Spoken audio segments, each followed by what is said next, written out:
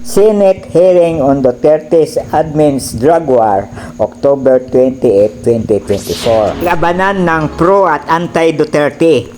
Ang pro Duterte ay pinamumunuan ng team captain nilang si Senator Coco Pimentel.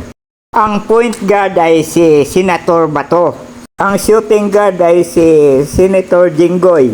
Ang small forward ay si Senator Villanueva.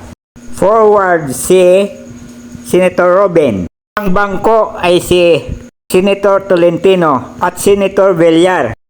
Team anti-Duterte pinamumunuan ni Senator Risa, ating Senador Laila de Lima, human rights lawyer Chel Diokno. Sa pag-adjourn ng hearing, nagbunyi ang mga pro-Duterte team dahil sa inaakala nilang nagtagumpay na sila. Ang ginawang muro-muro na pagdinig, nagtala ng pinakamaraming mura.